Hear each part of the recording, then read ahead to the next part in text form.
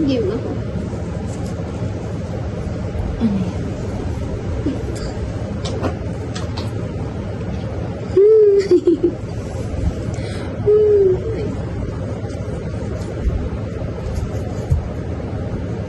You will ask me what.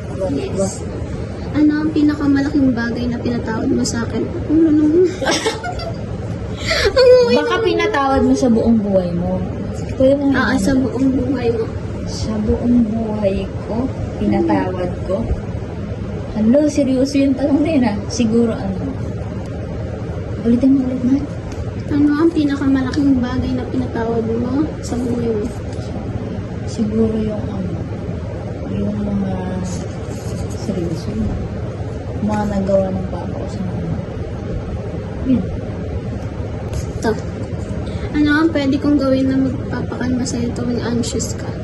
Anxious. Word of wisdom. Siguro. Kasi lagi mo sinasabi sa akin dati yun. Presence mo. Ikaw. Dati ko lang tinatanong ko eh. Yung Busi naman! Love you. Love you. Love you. I love you. Coffee. Ano? Ito. What aspect of our relationship ang hindi pa natin napapag-usapan? Hindi ba sabihin dito? Bulong ko na lang. Kaya ito na hindi pa natin napag-usapan. Parang lahat naman napag-usapan natin. Ikaw, sa tingin mo ano ba? Napag-usapan. Ikaw. Sabi mo bubulong. Ano yan? Hindi about sa ano. Love. Ala ba?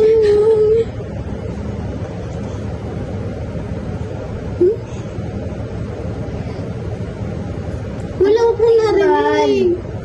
Ano? Ayaw ko sabihin.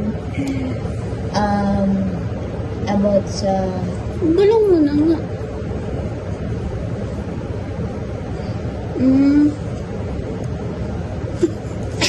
Tignan mo.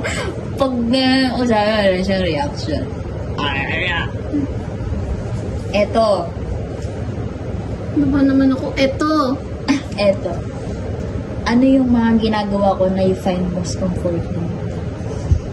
Nagawa mo? Hug. Sa ngayon? Hug. Hug. Tapos yung LDR tayo. Ayun, yung presence mo. Love you more.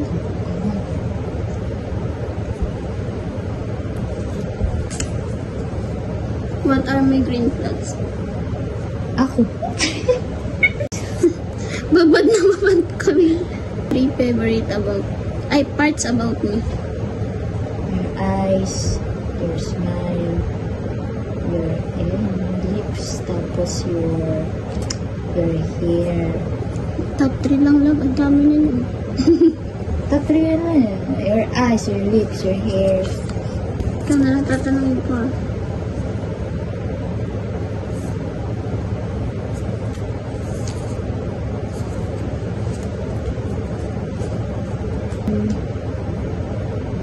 What the biggest lesson na natutunan mo sa akin from our relationship? Habaan yung pasensya. Tapos, laging intindihin lahat. Kasi pag LDR, yung iwasan ng misunderstood yung partner mo. Tapos maging open. Lesson learned. Huwag masyadong mag-react sa kung ano lang yung narinig mo.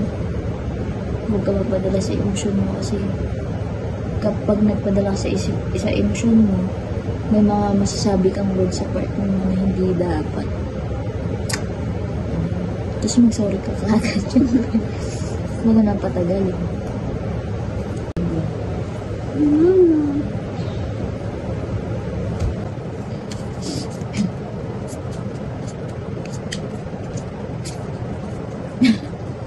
If your family says something negative about me, will you defend me? Yes. Yes Sabi na mo ba yes. sa akin? Ano sabihin ko sa'yo? Hindi, yung sinabi nila, if may insist. Yep. Kasi ayoko na. Kasi guilt yun eh. Parang binabackstab ng partner niya. Sasabihin kasi open ko sa'yo. Habang sumunod. When you feel down, how do you prepare to be comforted? Boses mo. I love you, I love you. Yung I love you, I love you. Nagpakulig mo ako. Kasi yun naman laging ginagawa mo sa akin. Ito dati, yung unang ano natin, yung may mga problema ka. May times ba na gusto mong sumuko pero nananatili ka sa relasyon natin? Sumuko?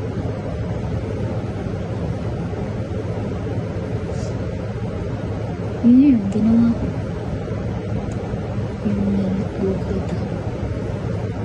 Tapos mas sinarap ko yung problema ko ng mag-isa.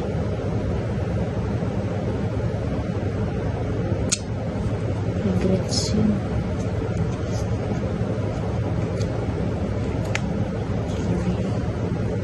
You don't say sorry. Oh. Oh.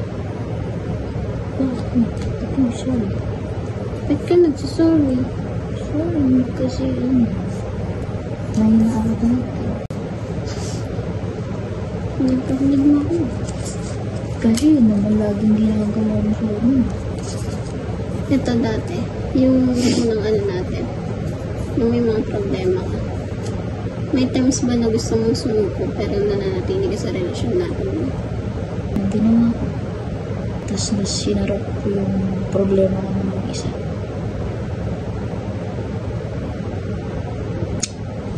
Regrets yun. Sorry. You don't say sorry. Oh. Oh.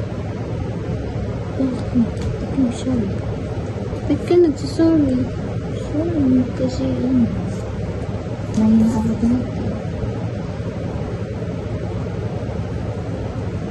You're strong, sobra. Strong. Yes. Naharap mo ang lahat ng problema mo. Ikaw lang mag-isa. Hindi din. Wala na po Siguro. kami tatlo. Siguro kasi lagi kitang nakikita kasi ng mama yung mga post nila eh. Parang yung time na yun na lang din nagpapano sa akin. Medyo nagpapagaan. Do you think Ah, na need natin ng improvement sa communication natin? improvement? Dati, need natin. Eh ngayon ba ito? So, Need na natin. hindi.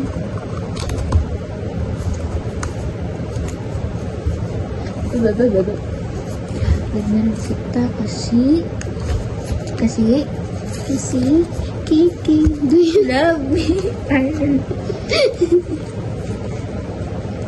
Tanggap niya kasi ako.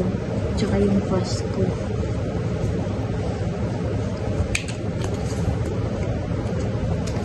tapos na kami? Bye-bye.